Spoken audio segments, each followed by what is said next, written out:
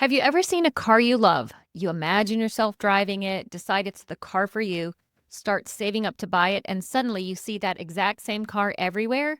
Same color, same model, same everything. It's like overnight the entire world decided to drive the same car as you. But here's the thing, those cars were always there. You just never noticed because your brain didn't think it mattered. That's exactly how mindset works. If your brain is trained to look for obstacles, you'll find obstacles. But if your brain is trained to look for opportunities, growth, progress, solutions, that's what you'll see everywhere you look. Not because the world changed overnight, but because your mindset did. Welcome to the Mental Weight Room, where we train the brain just like you train your body. I'm Coach Antoinette, and today we're discussing the red car theory and why what you focus on shapes your mindset, which impacts your performance, your confidence, your stress level, your relationships, and honestly, your entire experience of life. The red car theory is a simple concept, and once you understand it, you'll realize how much of your life is being influenced by what your brain has been trained to notice. Whether you're an athlete, a coach, parent, entrepreneur, performer, or just somebody trying to navigate life without spiraling every 5 minutes, this matters. Because your focus becomes your filter, and your filter becomes your reality. Let's break it down. The red car theory is the idea that whatever you focus on, you start seeing more of. Imagine I tell you I'll give you $50 for every red car you notice while you're driving down the highway today. Suddenly, you see red cars everywhere. Now, did the number of red cars magically increase? Nope. They were always there. It's just that your brain simply decided they were more important. And the reason this happens has to do with something in the brain called the reticular activating system. You see, your brain is bombarded by an overwhelming amount of information every second of every day. There's too much of it, frankly, for your conscious mind to process all at once. So your reticular activating system acts like a filter. It decides what matters, what should I pay attention to, what can I ignore. And the wild part, the reticular activating system takes its cues from you. From your thoughts, your beliefs, your fears, your goals, your dominant focus. So if you repeatedly tell yourself, I'm behind, or I'm terrible under pressure, or nothing ever works for me, I always choke, people don't support me, guess what your brain starts scanning for? Evidence, proof, confirmation. Your brain becomes a detective trying to validate the story you keep repeating. And unfortunately, your brain is very good at what it does. I see this constantly with athletes.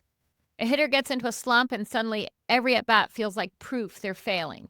A dancer has one bad competition and now every mistake feels enormous. A gymnast falls off beam on a trick and she worries it'll happen again in the next meet and the one after that.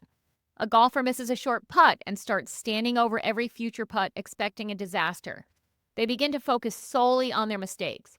And suddenly, the mistakes feel bigger, heavier, and more important than they really are. Not because they suddenly became incapable, but because their brain started filtering for failure.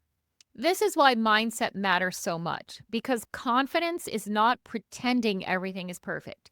Confidence is training your mind to recognize possibility instead of constantly rehearsing catastrophe. And listen carefully here. Positive thinking alone is not the answer. It's not just smile and everything will magically work out. No. That's not mindset training. Mindset training is intentional focus. It's learning how to direct your attention toward what actually helps your performance, toward solutions, toward growth, toward process, toward opportunity, toward preparation, toward the things that you can control. Because where your attention goes, your energy follows. Now here's the catch. It does not matter whether your focus is helping you or hurting you. Your brain doesn't care. It just responds to repetition and significance. So if you're constantly mentally rehearsing stress, your brain starts prioritizing stress. If you constantly talk about how exhausted you are, overwhelmed you are, how impossible everything feels, your brain starts highlighting more evidence of exhaustion and overwhelm. And look, I'm not saying difficult things aren't real. They are. Life is hard sometimes. Sports are hard. Parenting is hard. Business is hard. Grief is really hard. And relationships are hard.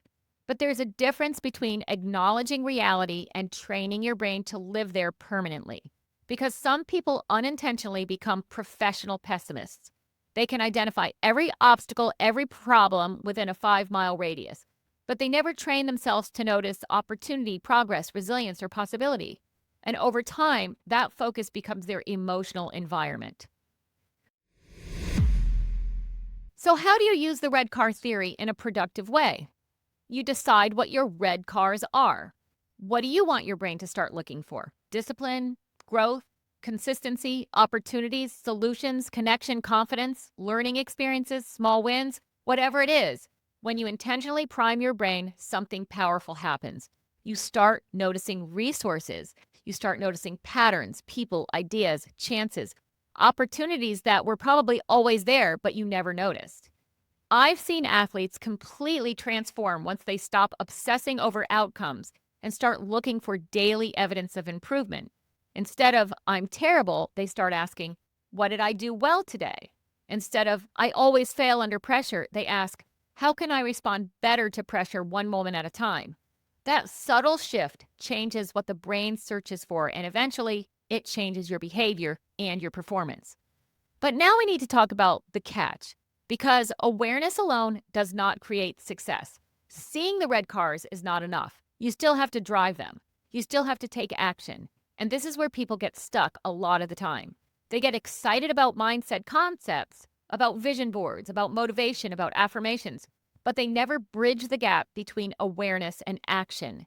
Your brain noticing opportunities is valuable, but if you never move, you never apply, you never practice, never have the hard conversations, never take the shot, never send the email, never step on the floor, never enter the competition, nothing changes.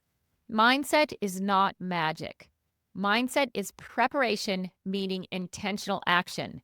That's the real work. So here's a challenge for you this week. Decide intentionally what your red cars are. Maybe for an athlete, it's some sort of evidence of growth or improvement. Maybe for a parent, it's a moment of connection instead of moments of frustration. Maybe for a coach or teacher, it's catching athletes doing something right. Maybe for you personally, it's opportunities instead of obstacles. Then each day ask yourself, what am I training my brain to notice?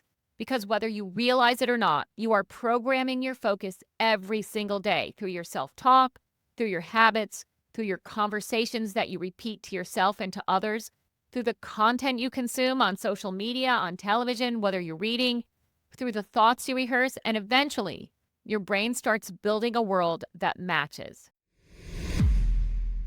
Remember, the red cars were always there. The opportunities are probably already there too. The growth, the progress, the support, the next step, the lesson, the breakthrough. Maybe your brain just hasn't been trained to notice them yet.